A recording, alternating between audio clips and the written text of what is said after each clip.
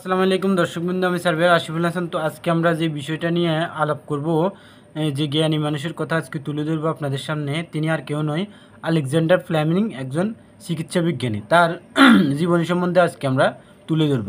তো Alexander Fleming এর জন্ম হয় 1881 সালের 6 আগস্ট স্কটল্যান্ডের অন্তর্গত লকফিল্ড বলে এক পাহাড়ি গ্রামে। বাবা ছিলেন চাষি, আর্থিক অবস্থা ভালো ছিল না, দারিদ্র্যের মধ্যেই ছেলেবেলা কাটে ফ্লেমিংয়ের। যখন তার 7 বছর বয়স তখন বাবাকে হারান। অভাবের জন্য প্রাইমারি স্কুলে গণ্ডিটুকুও শেষ করতে পারেননি। যখন ফ্লেমিংয়ের বয়স 14, তার ভাইরা সকলে এসে বাসা বাঁধল লন্ডন শহরে। তাদের দেখাশোনার ভার ছিল এক বোনের উপর। কিছুদিন কাজের সন্ধানে ঘোরাঘুরি করার পর 16 বছর বয়সে এক জাহাজ কোম্পানিতে চাকরি পেলেন ফ্লেমিং। অফিসে 5 মাস খাটার কাজ ছিল তার। কিছুদিন চাকরি করেই কেটে গেল। ফ্লেমিংয়ের এক চাচা ছিলেন নিঃসন্তান। হঠাৎ তিনি মারা গেলেন। তার সব সম্পত্তি পেয়ে গেলেন ফ্লেমিংয়ের ভাইরা। আলেকজান্ডার ফ্লেমিংয়ের বড় ভাই টমের পরামর্শ মতো ফ্লেমিং জাহাজ কোম্পানির চাকরি ছেড়ে দিয়ে মেডিকেল স্কুলে ভর্তি হলেন। অন্য সকলের চেয়ে পিছিয়ে থাকলেন অসাধারণ মেধায়। অল্প দিনেই সকলকে পেছনে ফেলে মেডিকেল স্কুলের শেষ পরীক্ষা প্রথম হলেন ফ্লেমিং। তিনি সেন্ট ম্যারিজ হাসপাতালে ডাক্তার হিসেবে যোগ দিলেন।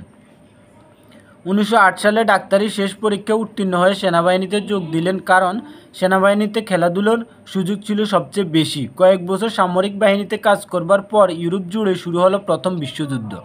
সে সময় ফ্লেমিং ফ্রান্সের সামরিক বাহিনীর ডাক্তার হিসেবে কাজ করছিলেন। তিনি ব্যাকটেরিয়া নিয়ে যে গবেষণা করেছিলেন, এখানেই প্রথম তার পরীক্ষা করার সুযোগ পেলেন। হাসপাতালে প্রতিদিন অসংখ্য সৈনিক এসে ভর্তি হচ্ছিল। তাদের অনেকেরই ক্ষত ব্যাকটেরিয়ার দূষিত হয়ে উঠছিল। ফ্লেমিং লক্ষ্য করলেন যে সব অ্যান্টিসেপটিক ওষুধ চালু আছে, তা কোনোভাবেই কার্যকরী হচ্ছে না, ক্ষত বেড়েই চলেছে। যদি খুব বেশি পরিমাণে অ্যান্টিসেপটিক ওষুধ ব্যবহার করা হয়, সেক্ষেত্রে ব্যাকটেরিয়া কিছু পরিমাণে ধ্বংস হলেও দেহকোষগুলি ধ্বংস হয়ে যাচ্ছে। ফ্লেমিং উপলব্ধি করলেন দেহের স্বাভাবিক শক্তি একমাত্র এসব ব্যাকটেরিয়াগুলি প্রতিরোধ করতে পারে, কিন্তু তার ক্ষমতা সীমাবদ্ধ। 1918 সালে যুদ্ধ শেষ হলো। 2 মাস পর ইংল্যান্ডে ফিরে এলেন ফ্লেমিং। আন্তরিক প্রচেষ্টা সত্ত্বেও জীবাণুগুলিকে ধ্বংস করবার মতো কোনো কিছুই খুঁজে পেলেন না।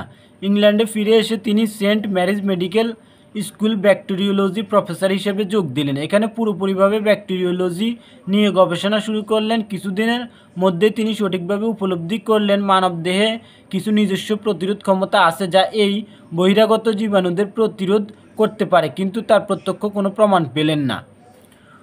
1921 সাল একদিন ল্যাবরেটরিতে বসে কাজ করছিলেন ফ্লেমিং। কয়েকদিন ধরেই তার শরীরটা ভালো যাচ্ছিল না, সর্দি কাশিতে ভুগছিলেন। তিনি তখন প্লেটে জীবাণু কালচার নিয়ে কাজ করছিলেন। হঠাৎ প্রচণ্ড হাসি এলো। নিজেকে সামলাতে পারলেন না ফ্লেমিং। প্লেটটা সরাবার আগেই নাক থেকে খানিকটা সর্দি এসে পড়ল প্লেটের উপর। পুরো জিনিসটা নষ্ট হয়ে গেল দেখে প্লেটটা এক পাশে সরিয়ে রেখে নতুন একটা প্লেট নিয়ে কাজ শুরু করলেন। কাজ শেষ হয়ে গেলে বাড়ি ফিরে গেলেন ফ্লেমিং। পরদিন ল্যাবরেটরিতে ঢুকেই টেবিলের এক পাশে সরিয়ে রাখা প্লেটটার দিকে নজর পড়ল। ভাবলেন প্লেটটা ধুয়ে কাজ শুরু করবেন, কিন্তু প্লেটটা তুলে ধরতেই চমকে উঠলেন। গতকাল প্লেট ভর্তি ছিল জীবাণু, যে সেগুলো আর নেই। ভালো করে পরীক্ষা করতে দেখলেন সব জীবাণুগুলো মারা গিয়েছে। চমকে উঠলেন ফ্লেমিং। কিসের শক্তিতে নষ্ট হলো এতগুলো জীবাণু? ভাবতে ভাবতে হঠাৎ মনে পড়ল গতকাল খানিকটা সর্দি পড়ছিল প্লেটের উপর। তবে কি সর্দির মধ্যে এমন কোনো উপাদান আছে যা এই জীবাণুগুলোকে ধ্বংস করতে পারে? পরপর কয়েকটা জীবাণু কালচার করা প্লেট টেনে নিয়ে তার উপর নাক জড়লেন। দেখা গেল কিছুক্ষণের মধ্যে জীবাণুগুলো নষ্ট হতে আরম্ভ করছে। এই আবিষ্কারের উত্তেজনায় নানাভাবে পরীক্ষা শুরু করলেন ফ্লেমিং। দেখা গেল চোখের পানি থুতুতেও জীবাণু ধ্বংস করবার ক্ষমতা আছে। দেহ নির্গত এই প্রতিষেধক উপাদানটির নাম দিলেন লাইসোজাইম। লাইস অর্থ ধ্বংস করা, বিনষ্ট করা, জীবাণুকে ধ্বংস করে, তাই এর নাম লাইসোজাইম। এই লাইসোজাইম সাধারণ জীবাণুগুলোকে ধ্বংস করলেও অধিকতর শক্তিশালী জীবাণুগুলোর ক্ষেত্রে ব্যর্থ হলো। তারপর 8 বছর কেটে গেল। একদিন কিছুটা আকস্মিকভাবে ঝড়ো বাতাসে খোলা জানালা দিয়ে ল্যাবরেটরির বাগান থেকে কিছু ঘাস পাতা উড়ে এসে পড়ল জীবাণু ভর্তি প্লেটের উপর। খানিক পর কাজ করবার জন্য প্লেটগুলো টেনে নিতেই দেখলেন জীবাণুর কালচারের মধ্যে স্পষ্ট পরিবর্তন। মনে হলো নিশ্চয়ই এই আগাছাগুলির মধ্যে এমন কিছু আছে যার জন্যে এই পরিবর্তন ঘটেছে। আর আগে তিনি আগাছা নিয়ে পরীক্ষা করেছেন, এবার কী কারণে পরিবর্তন ঘটল ভালো করে পরীক্ষা করতেই লক্ষ্য করলেন আগাছাগুলির উপর ছত্রাক জন্ম নিয়েছে। সেই ছত্রাকগুলি শেষে নিয়ে জীবাণুর উপর দিতেই জীবাণুগুলি ধ্বংস হয়ে গেল। তিনি বুঝতে পারলেন তার এতদিনের সাধনা অবশেষে সিদ্ধিলাভ করল। এই ছত্রাকগুলোর বৈজ্ঞানিক নাম দিল ফেনিসিলিয়াম নোটেটাম, তাই এর নাম দিলেন penicillin.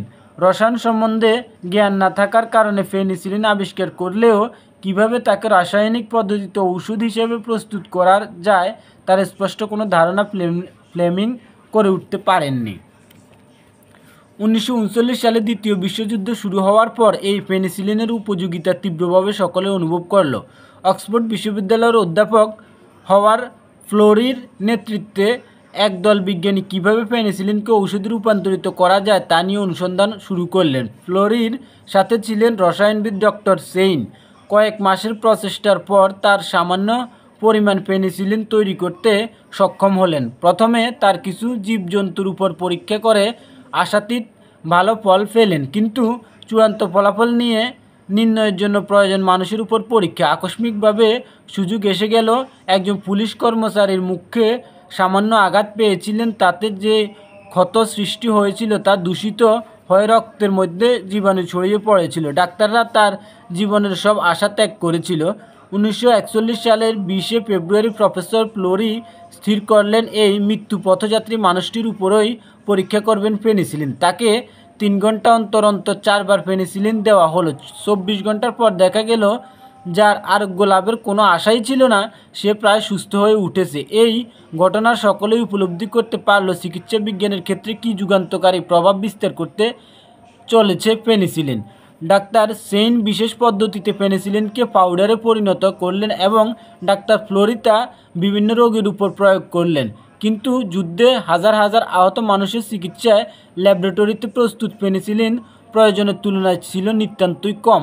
America নরাম regional research laboratory এই ব্যাপারে সাহায্য করতে এগিয়ে এলো। মানব কল্যাণে নিজের এই আবিষ্কারের ব্যাপক প্রয়োগ দেখে আনন্দ অভিভূত হয়ে উঠেছিল ফ্লেমিং। মানুষের কোলাহলের চেয়ে প্রকৃতির নিঃসঙ্গতাই তাকে সবচেয়ে বেশি আকৃষ্ট করত। মাঝে মাঝে প্রিয়তমা পত্নী শারিনকে সাথে নিয়ে বেরিয়ে পড়তেন।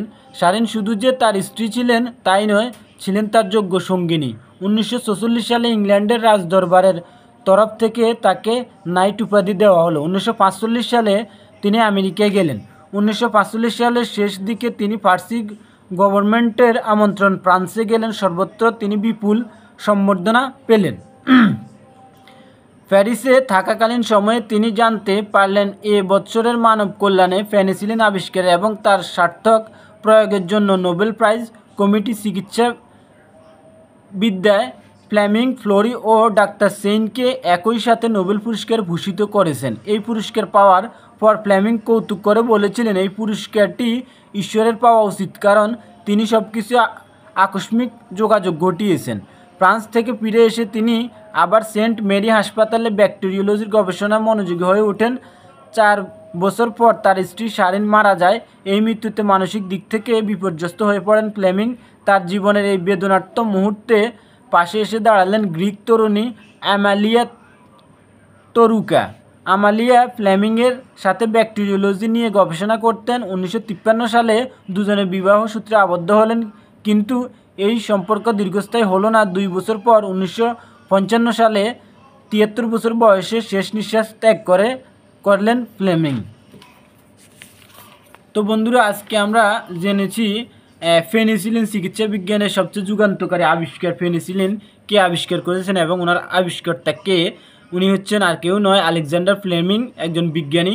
তো ওনাদের জীবন এবং কার্যক্রম সম্পর্কে কীভাবে পেনিসিলিন আবিষ্কৃত হয়েছে সে সম্পর্কে আপনাদের জানাতে পেরে আমি আসলে আনন্দিত। তো আমি আরও নতুন নতুন ভিডিও আপলোড করব, আশা করি আপনারা দেখবেন এবং আমার চ্যানেলটা সাবস্ক্রাইব করে রাখবেন, যাতে করি আরও নতুন নতুন তথ্যমূলক ইনফরমেশন আমি আপনাদের কাছে তুলে ধরতে পারি। তো ধন্যবাদ সবাইকে। সার্ভেয়ার আশিফুল হাসান, আসসালামু আলাইকুম।